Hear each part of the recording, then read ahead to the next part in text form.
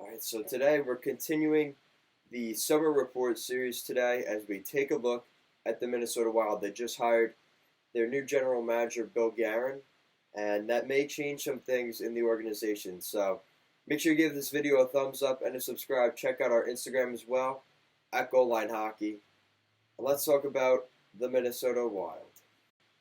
All right, so taking a look at the Minnesota Wild and their cap situation. So right off the bat, they have just a little under $8 million in cap space to work with. And, heading into this season, you do have some anchor contracts, I would say. You have the Zuccarello contract, which, some could argue is going to be a good contract, but he is getting older. And definitely on the second half of that contract, we can all agree that he probably is going to be, that's going to be the down of his career. It's going to be the twilight of his career. You have the Zach Parise and Ryan Suter contracts. Those are some pretty massive contracts there. So you have 2 or 3 contracts right off the bat that are kind of probably going to sink the Minnesota Wild for the next, decent amount of time. But, you have some key guys that are going to be available in next July 1st. So it's going to be interesting to see what Bill Guerin does, because with the amount of salary cap space he has, he definitely can't sign all of the guys that he wants. So, taking a look, in the forward group, you have Mikko Koivu, the captain. Is a guy, he's been a leader for the Minnesota Wild for a long time, and it's probably the end of his career. So, you probably don't have to give money to Mikko Koivu. Maybe he comes in, in sort of a management role. As the team is turning over a new leaf next season, maybe they bring him in. On the back end, this is their biggest asset for next season that could be available, Jared Spurgeon, the right-handed defenseman. He's a really good hockey player, and the Minnesota Wild would definitely be hurting without him. They have a pretty good combo in that top 4 in Minnesota. We'll take a look at that when we look at the line combinations, but Minnesota has a really good top 4, one of the better ones in the NHL. If you lose a guy like Jared Spurgeon, you're definitely taking a hinder on your team, as the offense is a little bit weak, and you'd be hurting your strongest asset, which is your top 4 on the back end. They also have Kevin Fiala, who is still a restricted free agent at this point. I'm sure Bill Guerin's going to look to either try and sign him or trade him or figure out something just so that's done, because he was very quick to re-sign Joel Eriksson the other day after he came in. So he's definitely going to look to get his priorities done heading into the regular season.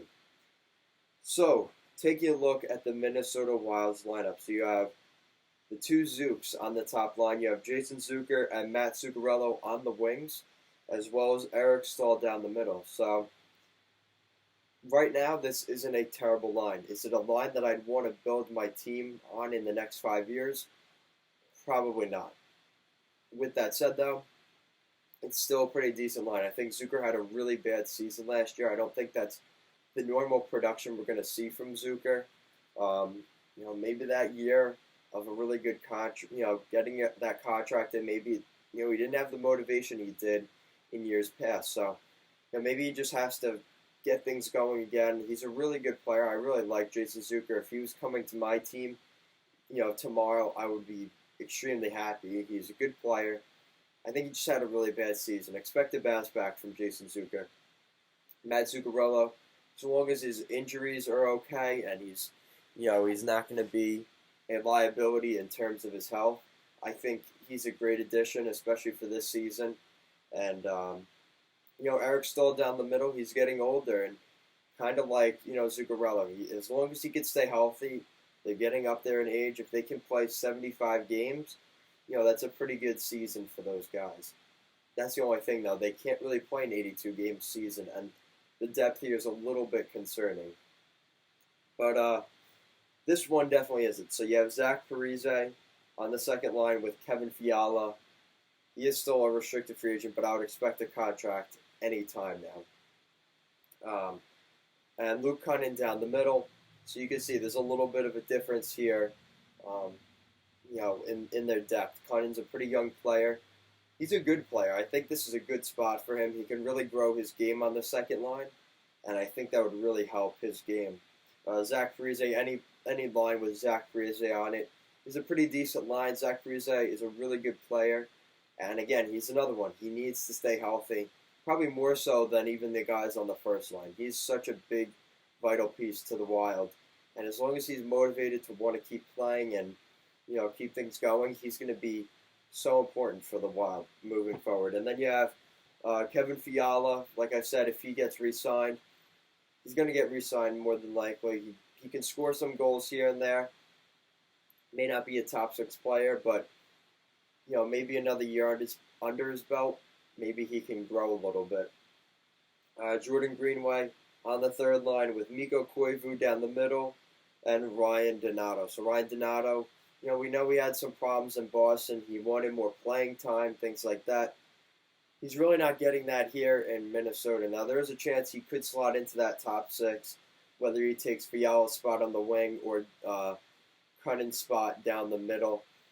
This is a very interchangeable lineup, especially in between lines 2 and 3.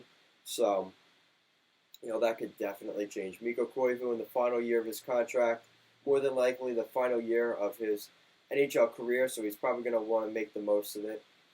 And then we have Jordan Greenway on the left side. Again, we had a lot of hype when they brought him in as a first-round pick. He's going to be a really good player for Minnesota, but,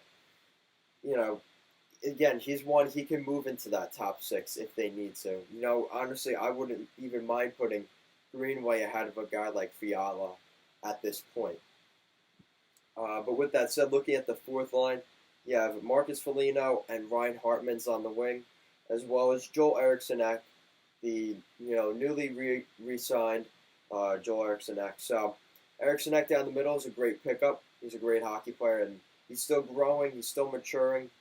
Is it better that he maybe plays in the American Hockey League again? He probably wants to stay out of there. He's been there for a couple years.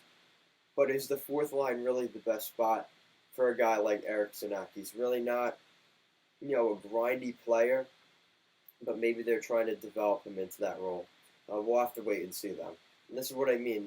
He could become the second-line center by the end of training camp. So this lineup is just very weird in the sense that no spot really is locked up, or that's why it's hard to do these starting lineups, especially so early. There could be guys that get signed or moved in waivers and things like that before the season.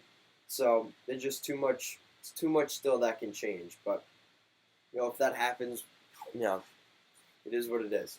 It won't change overly too much though. Marcus Foligno, I think that contract kind of hurts him. I think he's a decent player, but he is making a little bit too much money with the Minnesota Wild, which, hopefully he can have a good season this year. But he's going to have some decent players down the middle to play with, whether it's Cunning, Donato, Koivu. He's going to have some players, so he should be able to have a little bit of a better season. Ryan Hartman. I think this is actually a very low-key signing by the Minnesota Wild, and this is actually a good pickup, in my opinion. I think the Wild are going to be happy with Ryan Hartman. He kind of plays the game like Jordan Greenway, but he plays it, a little bit more on the edge. And, he's an edgy player. He'll play on the edge. He'll kind of, be a shift disturber in front of the net. I think that was a really good pickup for the Minnesota Wild. All right, so let's take a look at the back end for the Minnesota Wild. So this is definitely their strong suit in that top four. You have Ryan Suter and Jared Spurgeon on that top pair. Suter, has that big contract, one of the leaders. And you have Jared Spurgeon, who's in the final year of his contract. So he's going to be looking for a big season this year and looking to make some big money next July. You have Jonas Brodin and Matt Dumba on the second pairing. That's a really good pair there. One of the better second pairs in the NHL. Definitely could be a first pair on some teams. And then you have Nick Seeler and Greg Patterin. You need the third pair. Honestly, I think they'd rather not have a third pair. But there are some guys that are developing in Minnesota that could jump into that role. We've heard about Louis Belpedio could come into there. just to name one. But there are a couple guys that could end up coming into this roster by training camp over Greg Pattern or Nick Seeler. All right, so looking at the goaltending. So this is a big one for the Wild. You have Devin Dubnyk and Alex Stalock as the backup. So Devin Dubnyk will definitely be taking the majority of the games. I would expect, probably 60 games, if not 65 games this season, starting games. So, this is a big season for Minnesota, and it's going to be tough, So let's take a look now, maybe the playoffs and things like that. Listen, I think the Minnesota Wild are going in the right direction. You pick up a general manager like Bill Guerin. He doesn't have a ton of experience, but I think he could be a real dark horse for the Wild this year, helping make little moves. Maybe not the big moves, but maybe making subtle moves that really help the team out, especially this season. With that said, though, like I said, that division is going to be a bloodbath. You look at a team, you look at the Chicago Blackhawks. You look at, the Blackhawks are definitely going to come back on the rise. You look at the teams that, did make the playoffs. You have the Colorado Avalanche, the Stanley Cup winning St. Louis Blues, the Nashville Predators, who are going to be right in the mix there. So it's just a very difficult division, and it's going to be tough for Minnesota to get into the playoffs. So Dallas as well making the playoffs. So it's going to be a really tough division. Right there, I think I just named 4 teams, and 3 of them made the playoffs last year. So we're just going to have to wait and see what happens here with the Minnesota Wild. Let me know what you guys think of the Minnesota Wild. And, it's going to be another kind of a retool year for them once again. It's, the patience is low there in Minnesota. They're passionate, hardcore fans. They want to see some success, but they might have to wait a little bit longer. Thank you for watching this video here at Goal Line Hockey. Make sure to give this video a thumbs up and to subscribe as well. Check out our Instagram as well at Goal Line Hockey. And make sure to check out the rest of our playlist here for the Summer Report Series. Take a look at all 31 NHL teams. Thank you for watching, and have a good day.